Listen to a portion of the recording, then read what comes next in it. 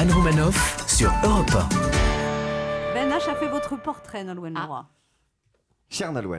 Cher Nolwenn, c'est avec une certaine émotion que je débute votre portrait. Pour bien comprendre cette émotion, il faut remonter 15 ans en arrière. La scène se déroule dans la chambre sale et odorante d'un jeune branleur compulsif. Moi, je regardais enceinte sur mon canapé, mais toi, t'étais... Ah non, mais...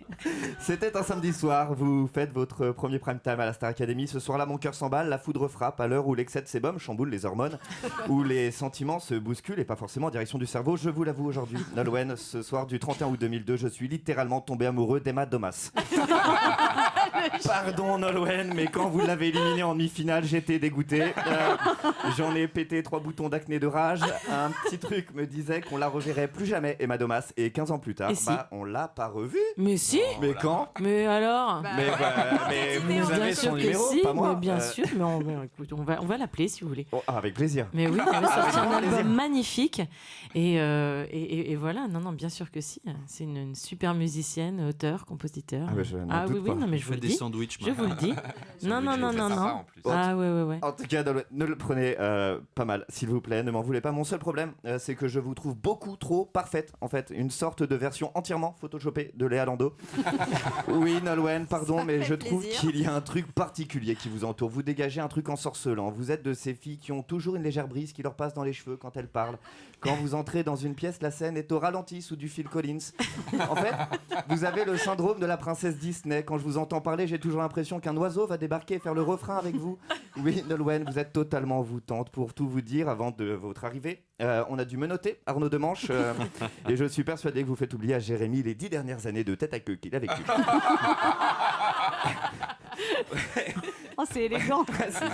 C'est joliment dit, dis donc.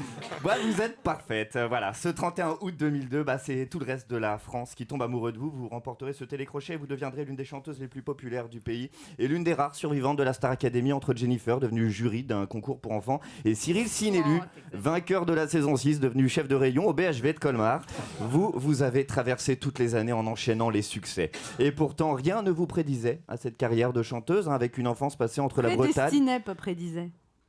Rien ne vous prédisait? Prédestiné? Ouais.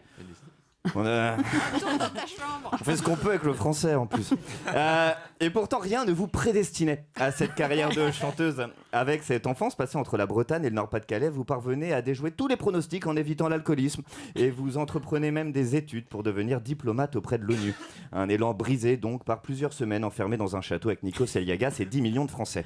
Si vos 3 premiers albums sont déjà de vrais succès et finissent tous certifiés disque d'or minimum, c'est avec le fameux album Bretonne que vous passez dans une autre dimension. Consécration suprême pour tous les humoristes, vous entrez dans le top 3 des clichés sur la Bretagne en compagnie du Chouchen et de la pluie, en ringardisant au passage toute vanne comprenant Mano et Hugo Frey. Et au-delà de l'énorme succès en France, avec 1 million d'albums vendus, l'album se vend également dans le monde entier, une tournée colossale passant par des zéniths, vous chantez même à New York et vous classez dans le top 10 monde des World Music. Bref, vous êtes à la Bretagne ce que Danny Boone est au Nord-Pas-de-Calais ou ce que la télé-réalité est à la région PACA, rendant au passage l'image de la vieille bigoudaine incroyablement plus cool. Parallèlement à tous vos succès et perfection oblige, vous vous engagez auprès de nombreuses causes humanitaires. Vous êtes notamment marraine de la Fondation l'Abbé Pierre et une enfoirée depuis 2006 où vous retrouvez Jennifer, mais toujours pas Emma Domas.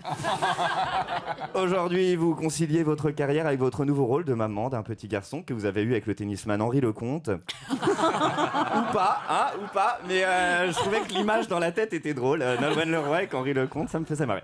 Tout ça pour vous dire, ma chère Nolwenn, au moment où votre nouvel album sort, l'adolescent libidineux que j'étais a laissé place au chroniqueur ensorcelé que je suis devenu.